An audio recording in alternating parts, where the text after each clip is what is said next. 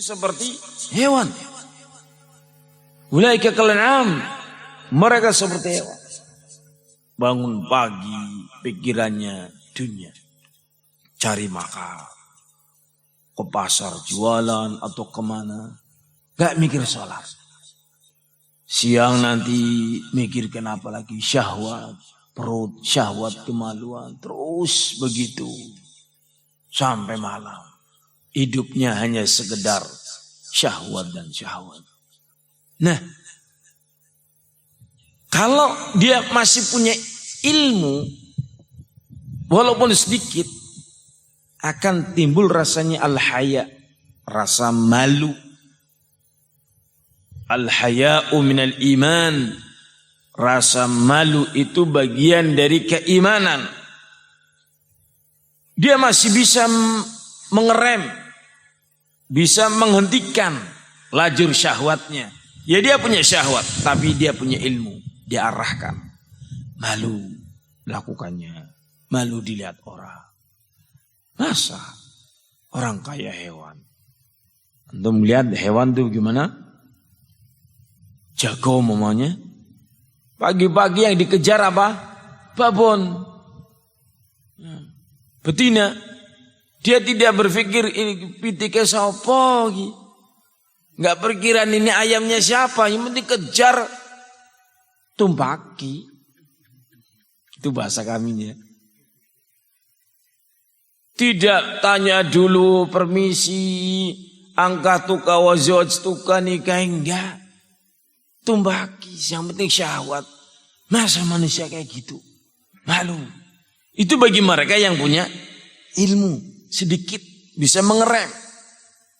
Kalau ilmunya bertambah, dia akan tinggalkan itu karena takut kepada Allah. Ada orang atau tidak ada orang, dia yakin itu haram, dia tinggalkan. Itu imannya sudah naik. Ada khaufullah, takut kepada Allah. Imannya bertambah, maka dia akan semakin mendekatkan diri kepada Allah. Beribadah, bertakarub, melakukan yang wajib, mengerjakan yang sunnah. Menuju ke arah malaikat. Tetapi sekali lagi dia manusia. Dia masih bisa salah. Masih mungkin dosa. Adanya syahwat. Tapi minim. Dia rem itu dan dia arihkan kepada yang halal dan yang tayyiban. Adapun yang jahil. Semakin orang itu bodoh. Semakin orang itu jahil. Semakin orang itu buruk. Semakin orangnya lebih biadab. Kalau hewan memangsa itu hanya satu, Pak. Sudah kenyang ya sudah. Tapi kalau manusia jahil, syahwatnya banyak, dia akan memangsa. Bukan hanya satu. Merampok disertai dengan pembunuhan. Sekeluarga dibunuh semuanya. Biadab itu manusia. Mengambil harta orang lain. Bukan hanya butuh 1 juta, 2 juta. Bukan untuk makan hari ini. Tapi dia ambil harta itu sebanyak-banyaknya. Nggak peduli. Orangnya rugi atau orangnya bagaimana, enggak. Sita semuanya. Ambil semuanya. Na'udzubillah min dzalik. Zina. Manusia tanpa ilmu agama. Syahwat kemaluan itu syahwat yang paling besar. Dia akan kemana-mana melampiaskannya.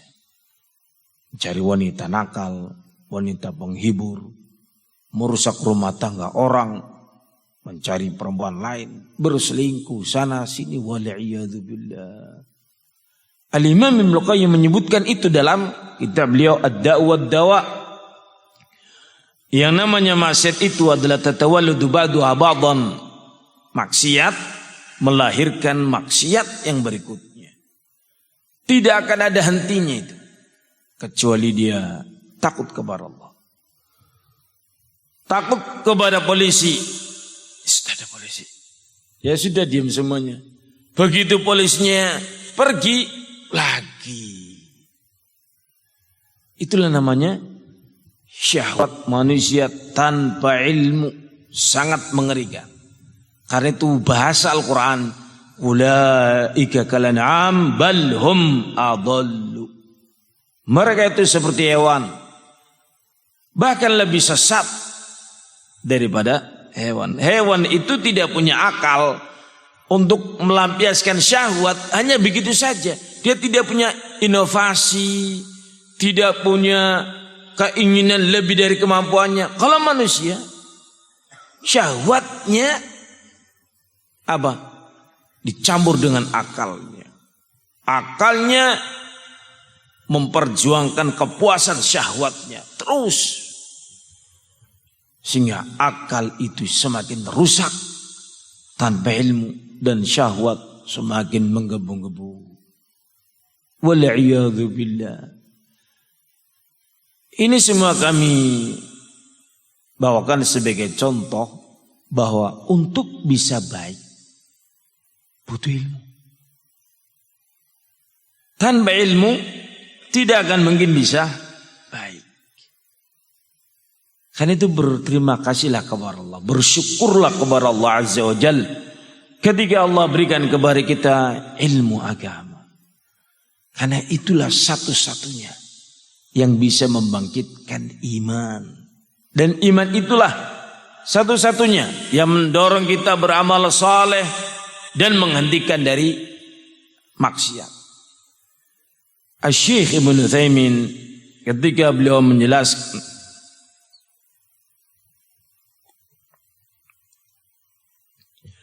surat Wal Asri, demi masa semua manusia dalam keadaan rugi illal ladzina amanu wa 'amilus shalihat, dan seterusnya.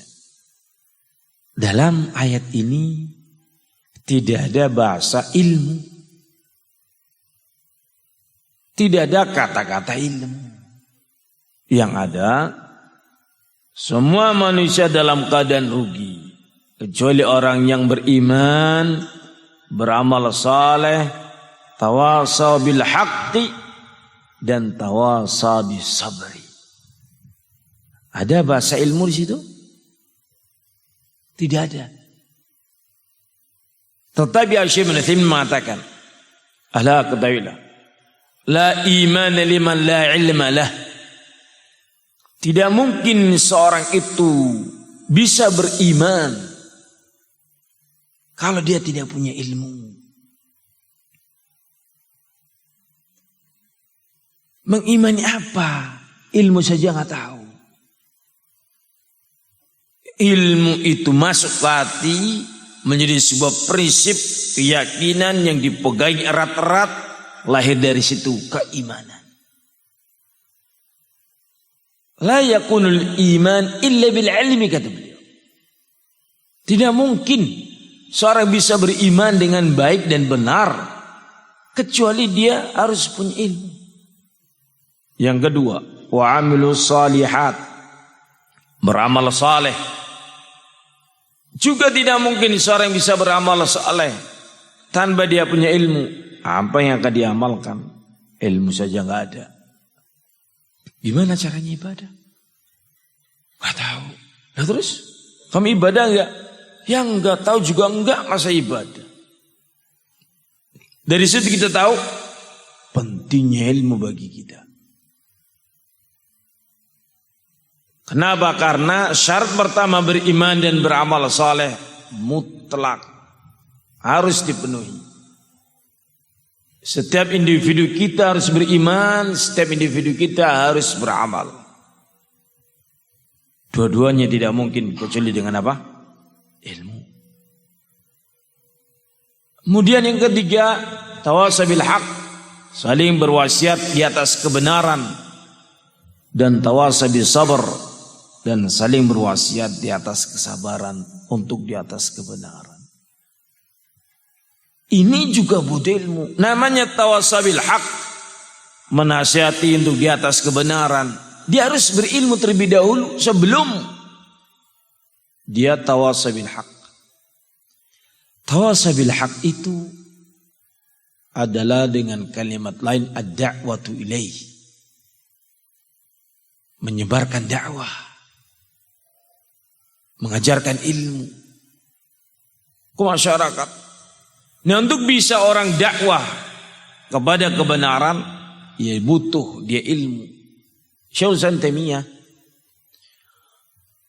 di dalam salah satu kitab beliau, kitab yang berjudul Al-Amr Ma'ruf Nahy Munkar, beliau menyebutkan syarat wajib menjadi dai. Syarat wajib. Apa syurutu da'iyah? Yang pertama, ayyakuna aliman bima amara wa aliman bima naha anhu. Hendaknya dia adalah seorang yang alim, memiliki ilmu dengan apa yang akan diajarkan. Ilmu sebelum beramal, ilmu sebelum berdakwah. Dan dia pun aliman, berilmu sebelum dia melarang. Dia tahu terlebih dahulu apa yang akan dia larang, bahwa itu betul-betul dilarang dalam agama. Agar supaya apa? Agar supaya jangan terbolak-balik. Yang diperintahkan malah dilarang, yang dilarang malah dia perintahkan,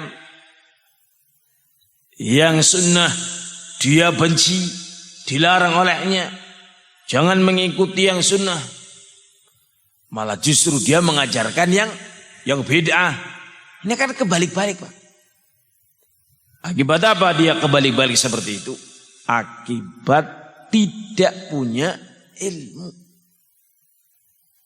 Asbun, asal bunyi. Ngomong sembarangan tentang agama. Salah-salah. Akibatnya fatal. Dhalun mudillun. Sesat dan menyesatkan.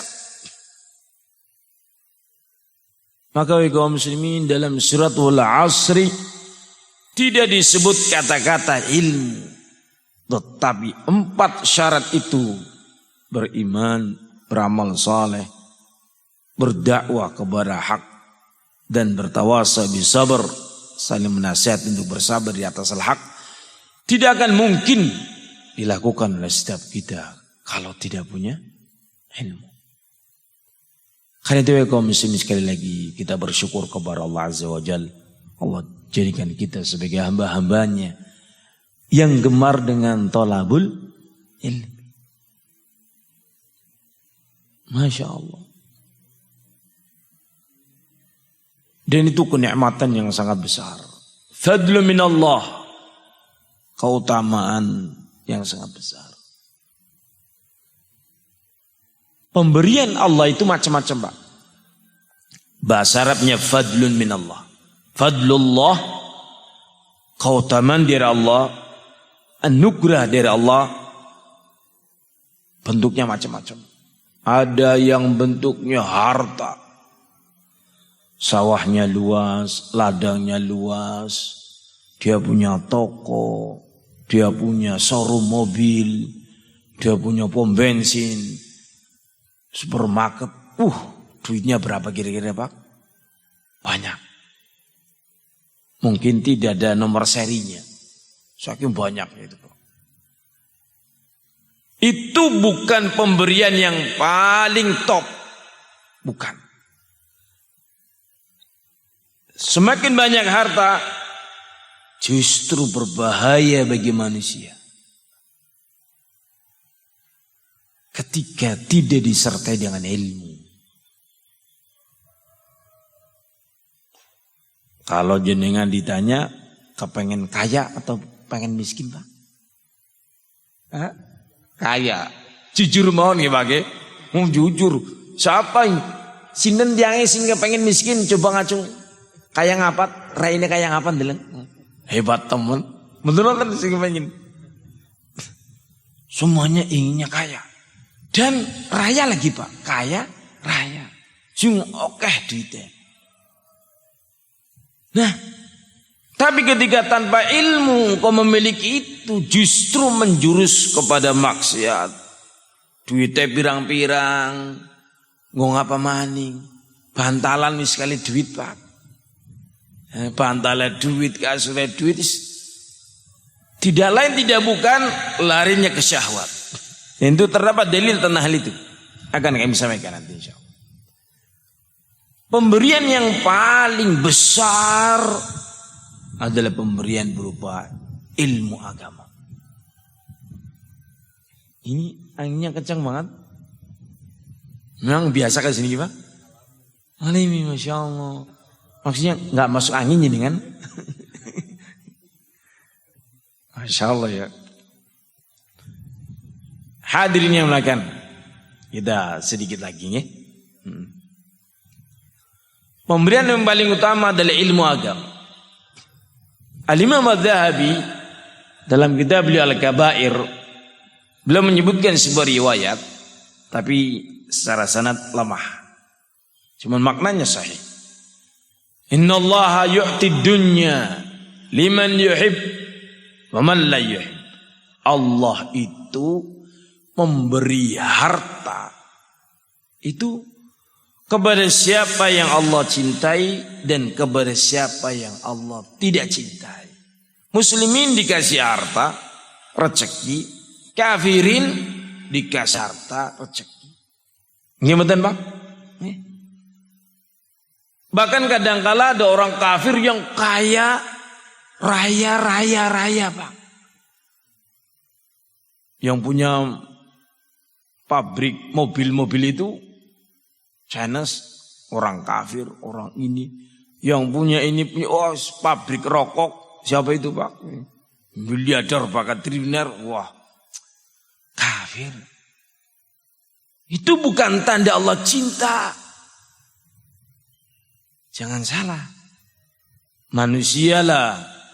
Bapak cinta sama ibu. Ngasih duit Pak. Gimana? Bapak cinta sama anak. Ngasih duit.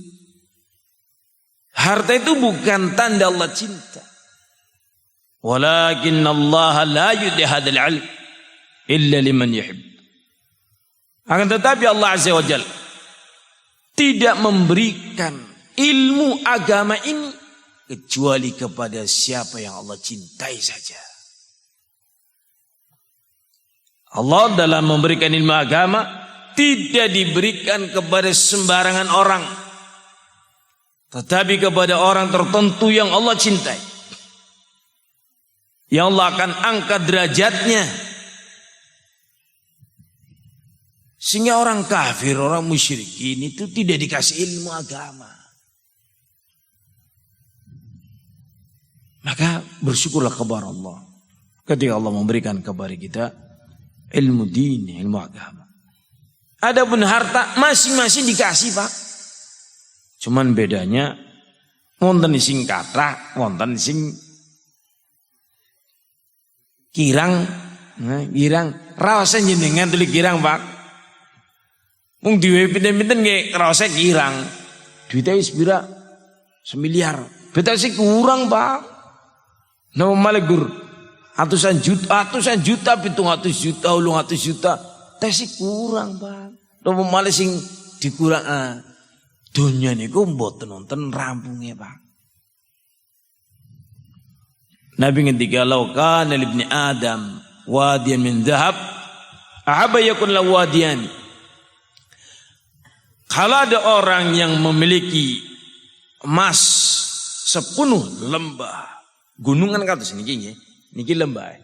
Niki penuh emas. Bertonton ngantos dumugi dadi tontonan, Pak. Emas kok tontonan kados niku nggih tontonan nggih ngantos tontonan jenengan Pak. Untuk disaksikan. Nah, apakah dia selesai?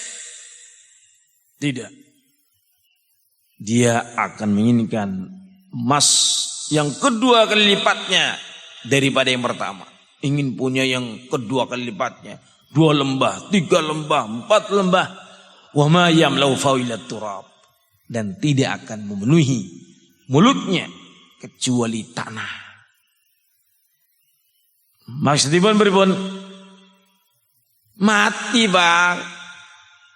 Diuruk lemah. Disumpel kali. Ya dipangan lemah. Plak. Wis mandik bang. Mati. Dipendem. Nek pun dipendem pun mboten gadah syahwat bang. Pun mboten manga-manga mani. Bahasane kula. Wis mati. Baru selesai. Kalau masih hidup, bahwa tidak ada hentinya itu harta. Hadirin makan sekali lagi ilmu itu satu pemberian yang penting. Yang terakhir kami sampaikan, Nabi kita sallallahu alaihi wasallam beliau bersabda,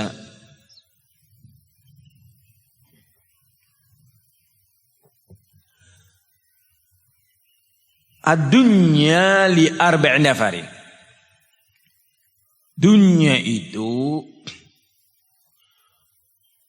manusianya terbagi menjadi 4. Dunia penghuninya itu manusianya terbagi menjadi 4. Kira-kira kalau panjenengan melepat simpun dini kita. Mungkin monggo dikoreksi kira-kira sing pertama, napa sing nomor kalih, napa nomor 3, napa nomor sekawan. Hingga yang pertama, rajulun a'tallahu ilman wa mala. Orang yang Allah berikan padanya ilmu agama dan harta yang banyak. Dia bertauhid tanpa syirik. Dia di atas sunnah tanpa bid'ah. Dia beramal ibadah taat kepada Allah, jauh dari maksiat. Dan hartanya melimpah. Hartanya banyak. Artinya digunakan untuk apa? Untuk ibadah. Haji, umroh, zakat, sedekah, infak, bangun masjid, sarana pendidikan, dan. Masya Allah. Bertambahnya harta, bertambah banyak ibadahnya. Ini nomor 1. Nomor 2, rajulun a'tallahu ilman la malalah. Orang yang diberi ilmu agama. Sehingga dia beriman, bertakwa, beramal saleh. Namun tidak dikasih harta yang banyak. Ya dikasih harta, kasih rezeki. Tapi tidak begitu banyak. Dia mengatakan, lau a'tani Allahu malan la'amiltu mithla ma'amila fulan. Kalau aku diberi harta, maka aku akan berbuat seperti si fulan. Saya akan bersedekah. Saya akan bangun masjid. Saya akan bikin sana pendidikan. Saya akan menyantuni anak yatim. Saya akan.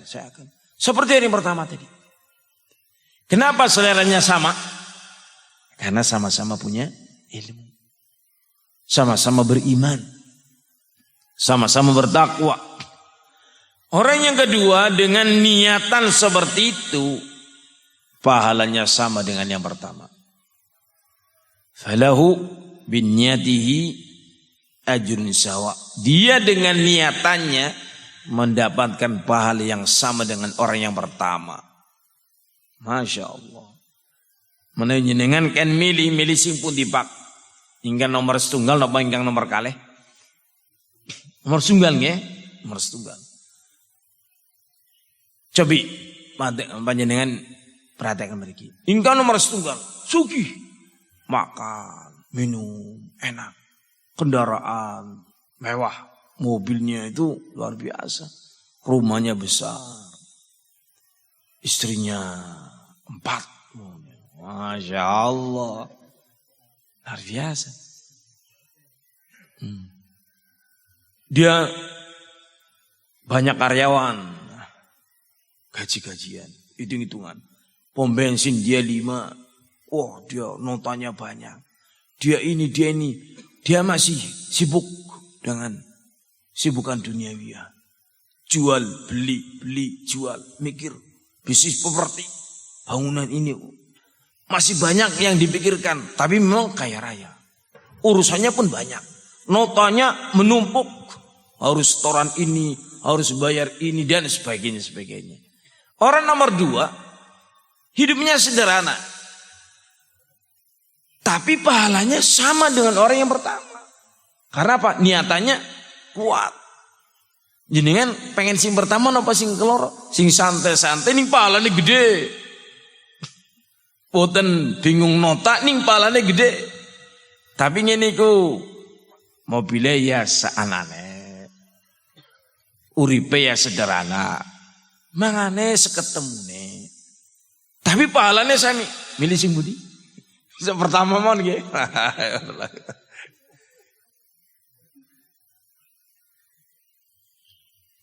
Yang ketiga ya kaum muslimin.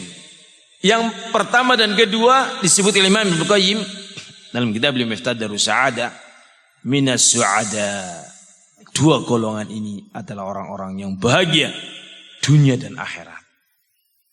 Yang ketiga, wa rajulun a'tallahu malan la ilma lah. Orang-orang yang diberi harta yang melimpah ruah tanpa ilmu agama.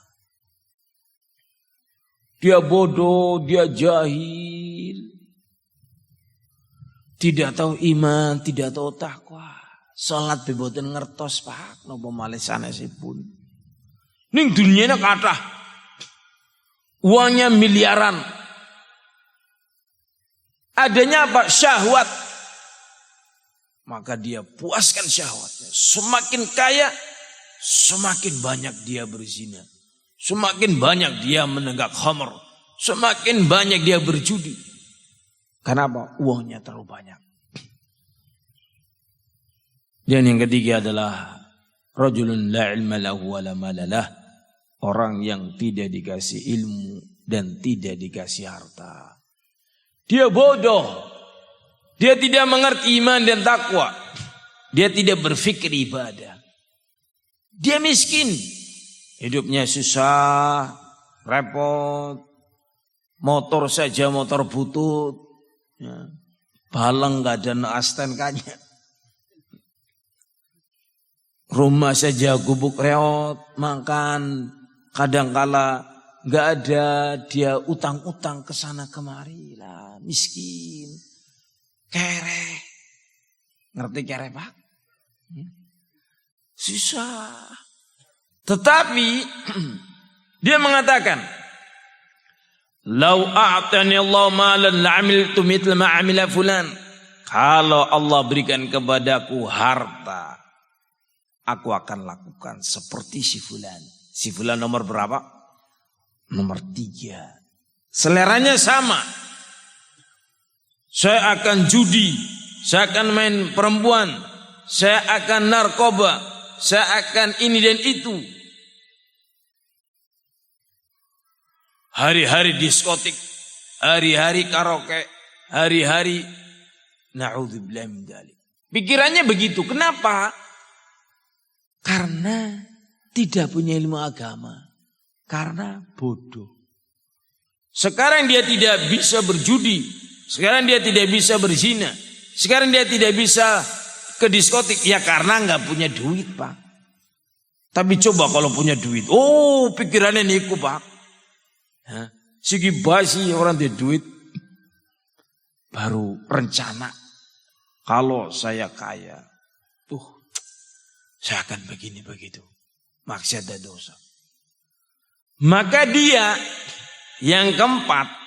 Dengan rencana dan keinginannya.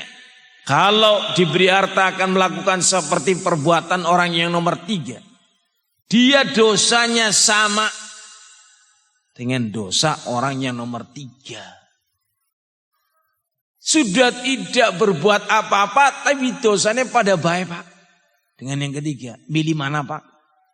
Antara 3 dan 4. Orang milik kabeh.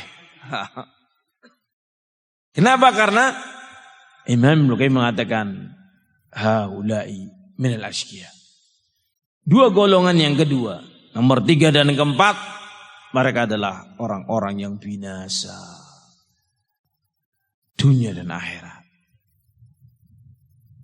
Yang kaya raya, apakah dia bahagia? Tidak. Dia sendiri jago selingkuh.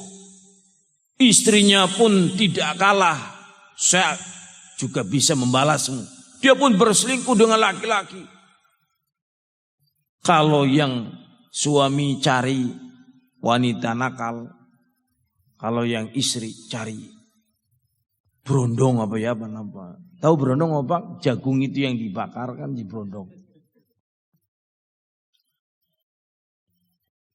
Anaknya bolak-balik masuk penjara, jatuh pada narkoba dan sebagainya. Hidup apa yang bahagia seperti itu? Ditagih sana, ditagih sini, setoran belum selesai. Belum ada yang korupsi, mencuri atau mumet. Urusan dengan hukum. Di dunia dia sudah banyak masalah. Di akhirat lebih lagi. Kebahagiaan itu nomor 1 dan nomor 2. Kenapa? Karena sama-sama punya ilmu. Walhamdulillahirabbil alamin. Ini yang bisa kami sampaikan setengah jam lebih sedikit. Mudah-mudahan bermanfaat bagi kita semuanya dalam rangka untuk mensyukuri nikmat ilmu. Mudah-mudahan Allah memberikan taufik kepada kita semuanya. Amin. Demikian yang bisa kami sampaikan. Lebih dan kurangnya kami mohon maaf. Subhanakallahumma bihamdika asyhadu an la ilaha illa anta astaghfiruka wa atubu ilaik. Assalamualaikum warahmatullahi wabarakatuh.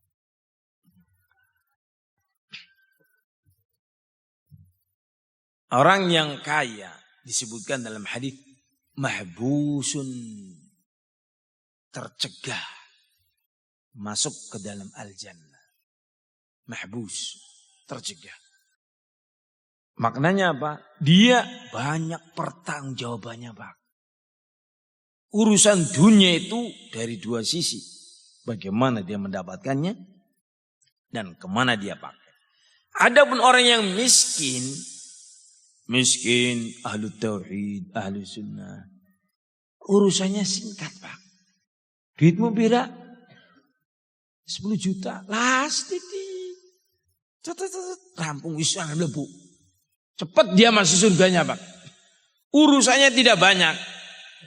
Pong duitnya setitik. Sekarang jenengan kepengen artone kata napa sing sekedik, Pak? Katan arto mijing tengah akhirat angel mlebu surgane, Pak. Harus banyak pertanggungjawaban. Kamu dapat ini dari mana? Gunakan untuk apa? Ini baru 1 miliar, uangmu 1 triliun. Wow, akeh temen duitnya triliunan. Orang rampung urusan pun, Pak. Arep mlebu surga angel. Tapi si miskin sedikit hartanya, Pak. Umahnya sederhana. Kendaraannya orang neko-neko. Uripnya jauh dari maksiat. Syahwatnya tertata dengan ilmu. Cepat masuk surga. Yang menjadi pembahasan kita tadi. Orang nomor 1. Ingat, dia punya harta, dia punya iman. Hartanya itu manfaat. Digunakan oleh dia sebagai kendaraan menuju surga Allah Azza wa Jalla. Ini pun cepat masuknya, Pak. Kenapa? Karena pertanggungjawabnya mudah. Harta melimpah. Tapi lihat pahalanya menggunung. Pahalanya ini. Semua sisi sedekah dia penuhi. Anak yatim, fuqara masakin. Diberikan untuk bangun masjid. Sudah berapa masjid dia bangun. Tempat pondok dia bangun. Gak peduli. Uangnya tanpa berseri, bagus. Takar kandi. Lebokna kandi. Ngatakan. Ngobantalan barang. Ibarat ini. Ini cepat masuk surganya. Kenapa? Karena amal soleh yang banyak. Bisa dipahami hadirin. Walhamdulillahirabbil alamin.